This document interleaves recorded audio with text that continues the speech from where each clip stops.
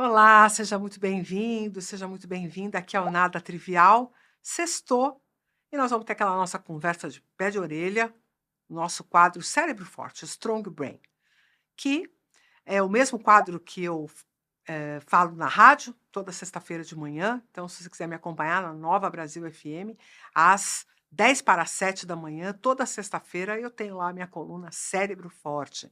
Nem sempre eu falo do mesmo tema, às vezes eu uso o mesmo tema de manhã e depois aqui no Nada Trivial.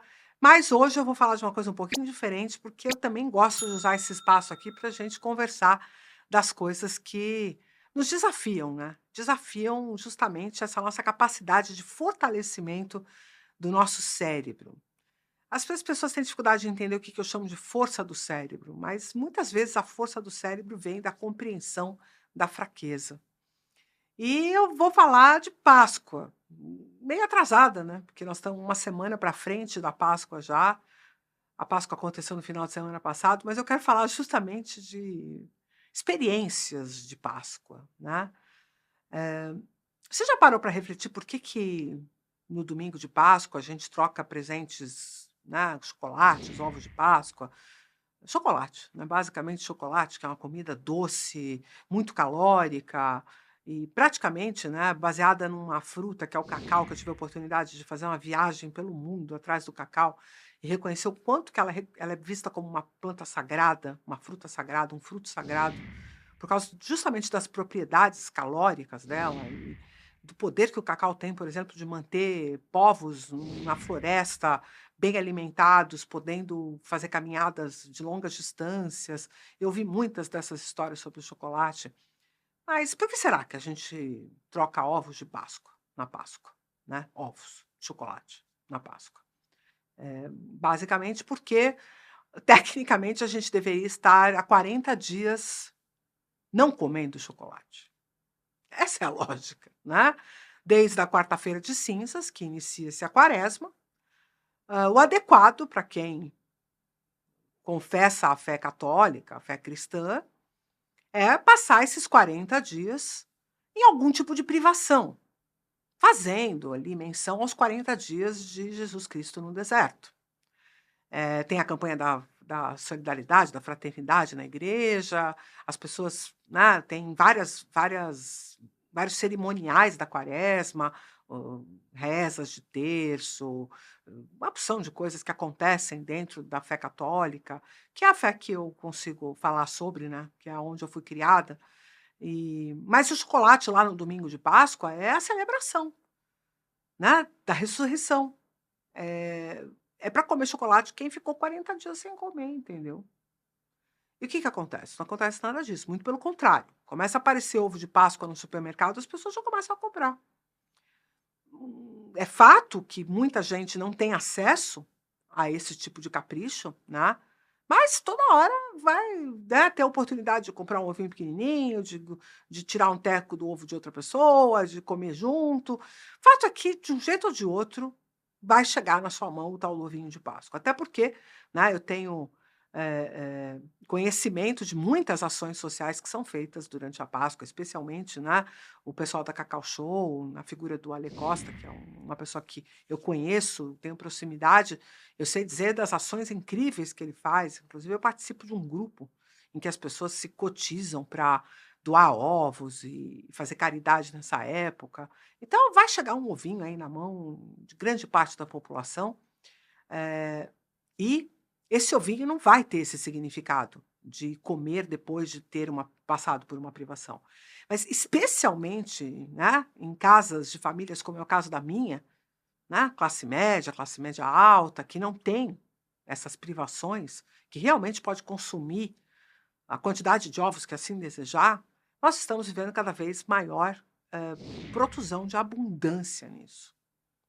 E eu contei para vocês algumas semanas que eu estou nesse enfrentamento da menopausa, né, na verdade acho que foi semana passada que eu falei sobre isso.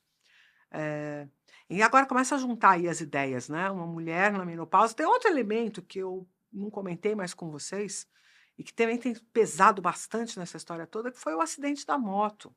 Parece um negócio distante, né, mas de lá para cá eu tenho andado menos de moto. E o trajeto né, de Jundiaí, que é onde eu moro, para São Paulo, que dá cerca de 70 quilômetros, que eu fazia de moto, estou fazendo de carro. E não estou gostando.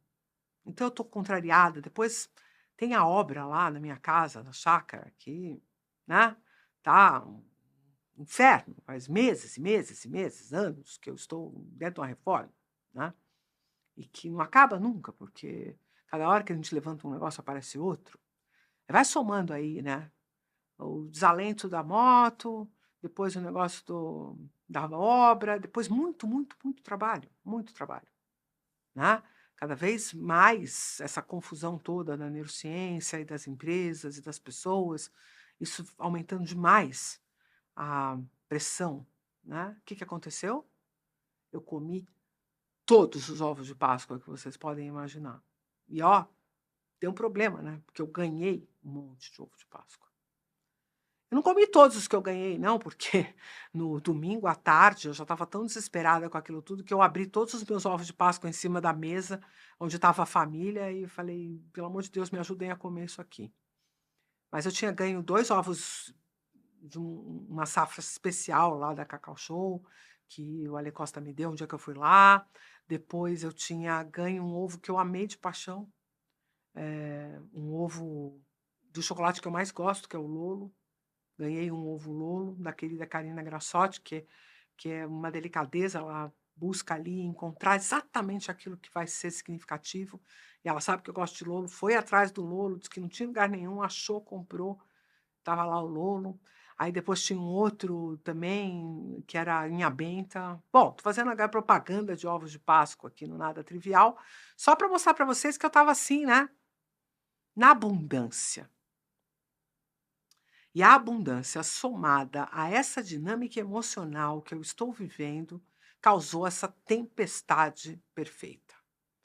Quer dizer, ao invés da gente viver a situação de privação que vai nos permitir depois curtir a conquista da abundância, que é o jeitinho que a coisa está posta, né? A gente sentir que faz falta, depois a gente sentir a presença e poder perceber a diferença do não ter e do ter, do não poder e do poder, para através dessa percepção relativa a gente ir percebendo como que a gente reage às diferentes situações.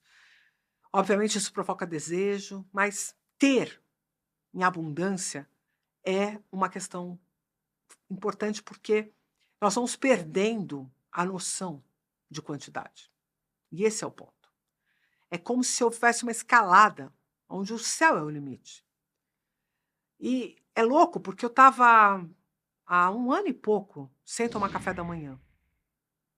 Cortou completamente o café da manhã. E começou esse negócio da abundância da Páscoa, que não começou na Páscoa. Eu estou falando para uma coisa que eu fiz. Eu comecei a comer ovo de Páscoa, sei lá, uma semana antes. E aí, como você já está comendo chocolate, você já está saindo da dieta, eu comecei a fazer uma outra coisa que eu adoro, que é tomar café da manhã. Não por causa do café da manhã, mas por causa da companhia do café da manhã. Que é um momento que eu tenho lá em casa, que é gostoso, né? De curtir ali o ambiente da casa, do café da manhã e tal. E aí, o que começa a acontecer? Você começa a sentir falta daquilo que você não tinha antes. E esse é o ponto que eu quero tratar com vocês. Às vezes a gente se acostuma a não ter e consegue passar bem sem. E se acostuma no sentido positivo, não no sentido negativo de, eu tenho que me acostumar com o que é ruim e tal. Não, você se acostuma a não tomar café da manhã, por exemplo, que isso é uma coisa que me ajuda muito a emagrecer. Todo mundo sabe que eu tenho problema de peso, vivo engordando e emagrecendo. E não tomar café da manhã me ajuda muito a perder peso. Só que eu gosto de tomar café da manhã. Então, eu fico sem, eu não sinto falta. Agora, se eu começo a tomar no primeiro dia que eu tomei café da manhã, sabe o que aconteceu no dia seguinte? Meu estômago roncava de fome a hora que eu acordei. Coisa que fazia ano que ele não fazia. Aí você fala, mas como que isso acontece? Isso é uma propriedade do cérebro. Porque é como se ele tivesse, quer dizer que agora tem comida de manhã? Então nós vamos pedir comida de manhã. Porque mudou o ambiente de alguma forma. É assim que o cérebro interpreta. Aconteceu alguma coisa no ambiente que mudou. E, portanto, quando eu dou essa recaidinha, eu começo a ter vontade de tomar café da manhã. E aí, olha só, isso sim é uma coisa que fica importante para a gente conversar aqui. Sabe todo o esforço de ter ficado X tempo sem tomar café da manhã, ou sem comer chocolate, ou sem comer doce, que me deixou habituada a não ter, eu estava não sofrendo mais por não ter, do nada, que não é do nada, né, porque eu mesma fiz a besteira. O fato de eu ter aberto a porteira para tomar café da manhã, para comer doce, simplesmente fez passar a boiada. E qual é a situação que eu estou vivendo agora? A situação de ter que reconstruir aqueles dias de privação, que são baita de um sofrimento os primeiros dias, para poder retomar o jogo que eu estava jogando antes. Então, quando a tua nutricionista falar que você pode ter o dia do lixo, que é o dia que você come o que você quiser, repara se no dia seguinte você não sofre um pouco mais para manter a sua dieta. E veja se é inteligente o tal dia do lixo. Quando você escapa, e que daí no dia seguinte fica difícil de manter, se pergunte se você não está justamente recrudescendo velhos hábitos, velhos vícios que te atrapalham muito. Todo mundo que parou de fumar sabe, pegar um cigarro e fumar de novo é uma porta de entrada para comprar um maço de cigarro, inclusive. Tem muita gente que passa sem fumar anos e fuma um cigarro e volta. Então, o cérebro ele tem dessas, porque quando ele marca alguma coisa que é muito desejosa e que traz um resultado muito bom, e você está vivendo situações, como eu contei para vocês, de estafa, de cansaço, de sobrecarga, e que existe essa possibilidade de se fazer um, um carregamento, vamos dizer assim, emocional através da alimentação, que é o meu canal, eu vou e busco isso. E aí a chance de eu recair e ter que começar tudo de novo é enorme. Então, estamos justamente na semana do recomeço. Entre trancos e barrancos, obviamente, né? Porque tem hora que não aguento, porque a privação é grande. Até a hora que eu realmente boto um basta e consigo segurar a peteca, aí passa 20 dias segurando a peteca, depois volta tudo para o trilho novamente. Mas eu queria que você, a partir desse vídeo, se perguntasse: como a abundância tem interferido na minha vida? Porque a quantidade de ovos de Páscoa que eu tive acesso nessa Páscoa teria que ser assim, um faquir para dar conta, tendo eu, né, o apetite que eu tenho por doce, por chocolate, teria sido um sacrifício inenarrável não consumir esses chocolates. Então a abundância faz essas coisas com a gente. E eu aproveitei aqui esse nosso quadro para fazer uma sessão de terapia com vocês, obviamente, que eu espero que tenha valido para cada um de vocês pensar em como a abundância interfere nas suas escolhas aí na sua vida.